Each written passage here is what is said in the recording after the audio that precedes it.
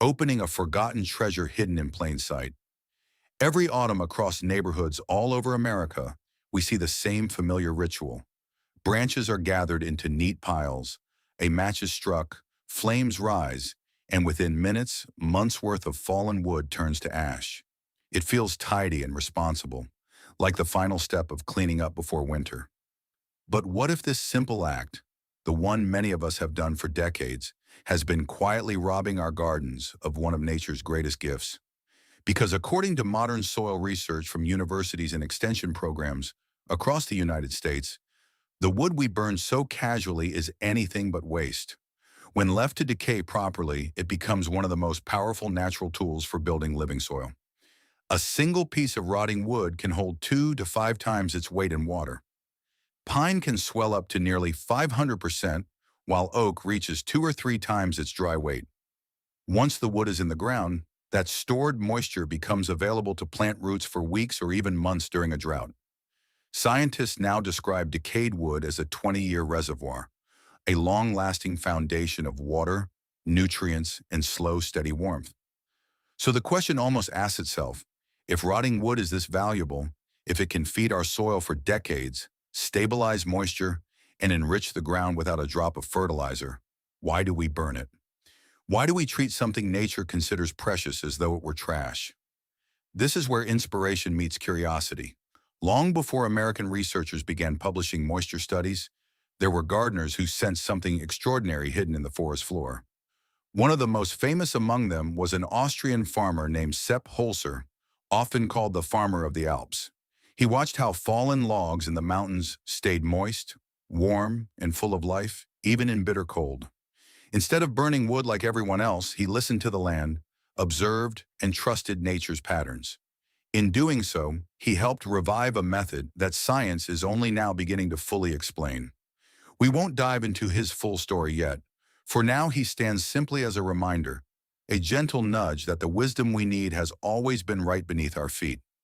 Sometimes it takes a keen observer to point it out, and sometimes it takes us many years, even decades, to realize we've been discarding something priceless without ever knowing it. Today, we rediscover that treasure together. If the opening raised a surprising question, then this next part reveals the answer hiding beneath every forest you've ever walked through. Everything nature does on the forest floor, every log, every branch, every piece of wood slowly melting back into the soil, is built on a science so elegant and practical that American researchers are now urging gardeners to pay attention. What looks like simple decay is actually a complex, long-lasting engine that stores water, releases nutrients, and warms the soil in ways no fertilizer bag or irrigation hose can truly match. Let's begin with the most astonishing discovery of all: water storage. The USDA and several extension programs, including Washington State University, have documented how rotting wood functions as a natural sponge, not just metaphorically, but physically. When wood breaks down, its cell walls collapse into a network of microscopic tunnels, chambers, and pores. These tiny spaces pull in water like a vacuum. Pine, once it reaches a well-decayed state, can hold up to 5 times its weight in moisture. Even dense hardwoods like oak absorb 2 to 3 times their dry weight. This isn't guesswork. Moisture probes placed inside wood core raised beds during U.S. field trials consistently show 40 to 60% moisture retention deep within the mound during the driest months of summer. Meanwhile, gardens without buried wood dry out within days. Surface soil cracks, leaves wilt, and water runs off rather than soaking down. But in a bed with wood beneath it, the story changes completely. Even when the topsoil looks dusty and tired, the roots below find a steady supply of moisture stored inside those logs. It is as if someone quietly installed a hidden irrigation system, one that refills itself every time it rains. Yet water is only half of the story. Wood also serves as a natural heater, something gardeners rarely expect. As lignin and cellulose break down, microbes and fungi begin their slow, tireless work of decomposition, and that biological activity releases heat. Every shovel of rotting wood is, in a sense, a tiny biological furnace. Studies conducted in colder U.S. climates have shown that soil above decomposing wood can be 2 to 8 degrees Celsius warmer than surrounding ground. That small difference can mean everything. In early spring, seeds sprout earlier. Tender seedlings survive nights that normally kill off young plants. Frost loses part of its bite, and the growing season stretches out gently on both ends. This warmth is subtle, steady, and entirely free. It is the same warmth that allows life to continue under the forest duff long before the snow above has melted. Gardeners who build wood-based beds often find that their tomatoes, squash, or greens start earlier and last longer than anything grown in traditional soil. But perhaps the biggest gift wood offers is something far more long-term: fertility. Wood is not just a sponge and a heater, it is a 20-year nutrient bank. Hardwoods break down slowly, often over 15 to 20 years, and in doing so, they release nitrogen, phosphorus, calcium, and dozens of trace minerals in a gentle, controlled way. There is no boom and bust cycle like synthetic fertilizers create. Instead, the soil is fed in the rhythm that plants naturally prefer: slow, steady, and patient. This long release is made possible by the living community within the mound. Fungi weave themselves through the fibers. Beneficial bacteria digest complex compounds into plant-available minerals, and earthworms carve tunnels, aerating the soil and mixing layers together. Together, they form a nutrient transport network that moves minerals upward toward the root zone, almost like a natural delivery system. And the most extraordinary part: the longer the bed exists, the better it becomes. What begins as a pile of wood and soil transforms year after year into a dark, rich, springy layer of living earth. Gardeners who stick with it often describe it as the closest thing to forest soil they've ever created at home. So when we say burying wood feeds your soil for 20 years, it isn't an exaggeration or a poetic idea. It's a scientific reality. The forest has been doing this on its own for millions of years. We simply forgot to follow its example. And now, with research backing it more strongly than ever, we have the chance to let nature teach us again. Long before soil scientists in the United States began publishing charts and moisture data, and long before the term Hugelkultur appeared in gardening circles, there was a quiet observer living high in the Austrian Alps. His name was Sepp Holzer. He wasn't a scientist in a lab coat or a professor at a university. He was simply a man who grew up in a place where survival depended on paying attention, really paying attention, to the land. Holzer was raised in a mountain region where the winters were unforgiving, where the soil was thin, and where the cold seemed to swallow everything in its path. Most people there accepted that gardening meant struggle, yet Holzer noticed something that didn't fit the story everyone believed. Even in the harshest winters, the forest around him never dried out. The trees never begged for irrigation, and the forest floor never cracked. No one fertilized it, no one watered it, and still, it thrived year after year. What caught his eye most were the fallen logs scattered across the forest floor. These pieces of wood, left to decay naturally, were always damp inside, even when the surrounding ground was dry. In the depths of winter, they stayed a few degrees warmer than the soil around them, and when spring arrived, young roots seemed irresistibly drawn to the softened, crumbly wood. To Holzer, it was as if the forest itself had been quietly demonstrating a secret, one that humans had overlooked as they rushed toward modern solutions. He often said nature is already perfect. We simply need to learn how to observe again. And that was the essence of his thinking. Holzer didn't invent a technique or engineer a breakthrough. He simply restored what the forest had been doing for millions of years, letting wood return to the earth slowly, generously, and purposefully. In his eyes, every rotting log was not waste, but a living reservoir, a source of water, warmth, and food for the soil itself. What makes his insight even more remarkable is that decades later, American soil research would prove him right with numbers, measurements, and laboratory analysis. The moisture retention studies, the thermal data, the nutrient release curves, all of it matched exactly what Holzer saw with his own eyes. He trusted the logic of nature long before science had the tools to explain it. And that brings us back to our own gardens. Because when someone like Holzer looks at a fallen branch and sees potential instead of trash, it invites us to rethink what we've been taught. It reminds us that the forest has always been the greatest teacher. And now, as research confirms what Holzer understood intuitively, we have the chance to bring that ancient wisdom back into our own backyards, gently, simply, and with results that can last for decades. When we look at how beautifully nature handles fallen wood, how it becomes water storage, gentle heat, and long-lasting nourishment, it's hard not to wonder how such a powerful method ever disappeared from everyday gardening. The truth is surprisingly simple, and it has very little to do with soil and everything to do with machines. During the years after 1920, American agriculture transformed almost overnight. Tractors, combines, and large-scale machinery rolled onto the land with the promise of speed and efficiency. But these machines came with conditions. They needed broad, flat surfaces. They needed room to turn. They needed open fields without bumps or obstacles. And so the landscape was reshaped to fit their needs. Mounds, hills, pockets, and natural contours, features that once held water and supported rich ecosystems, were flattened for the sake of steel wheels. In that shift, hugelkultur and other natural soil-building patterns weren't dismissed because they failed. They were dismissed because they didn't fit the new machinery. First mindset. A tall mound of buried wood was suddenly considered a nuisance. A raised, uneven bed was something that slowed down a tractor. Dead branches became something to remove quickly, not something to return gently to the earth.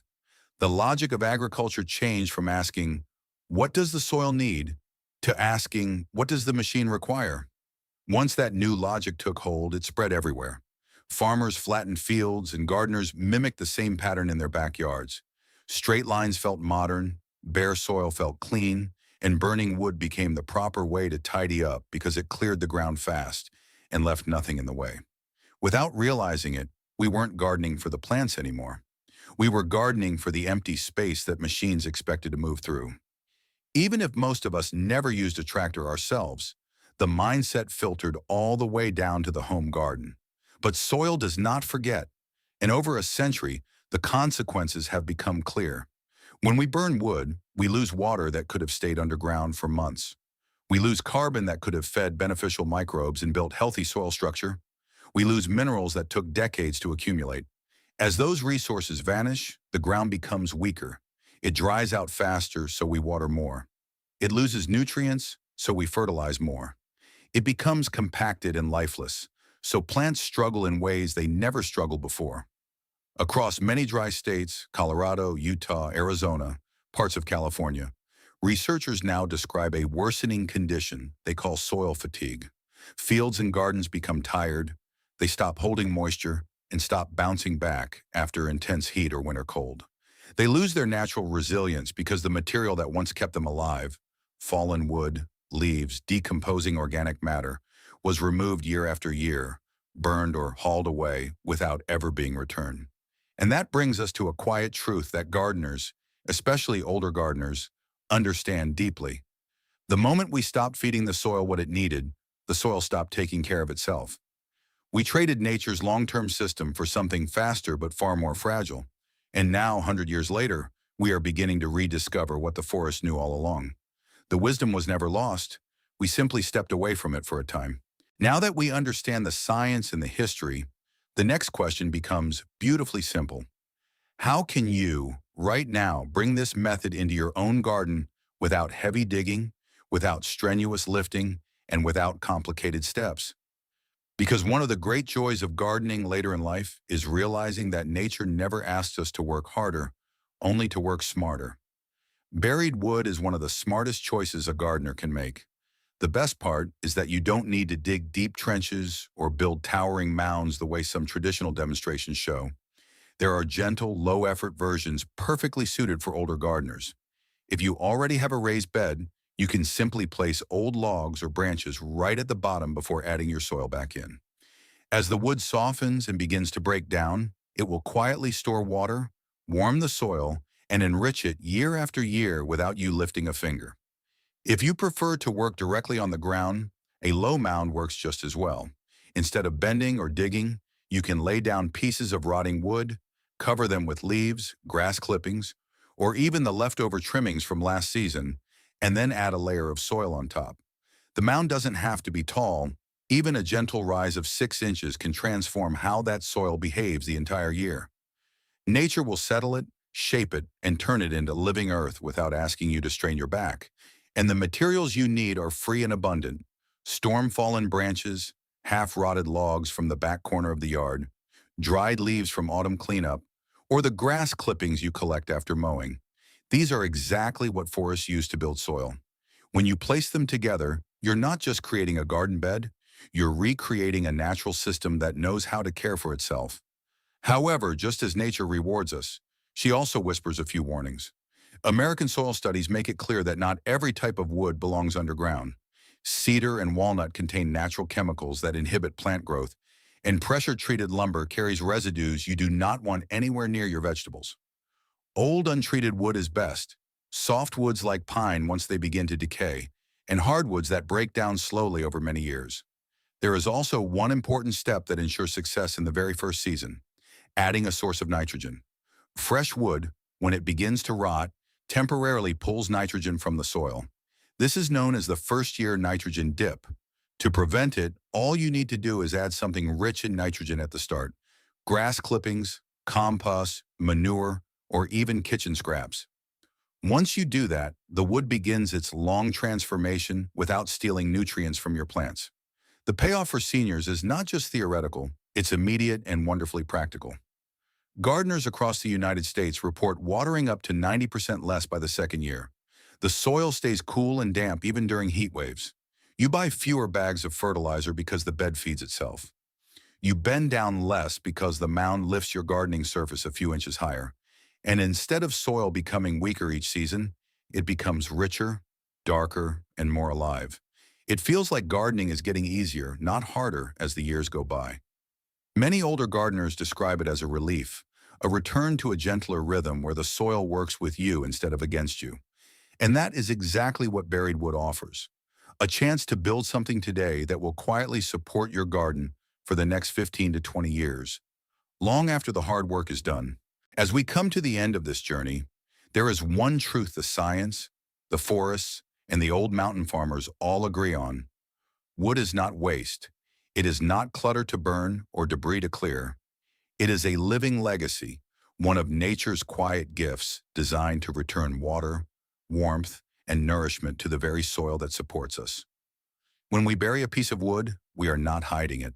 We are planting time itself.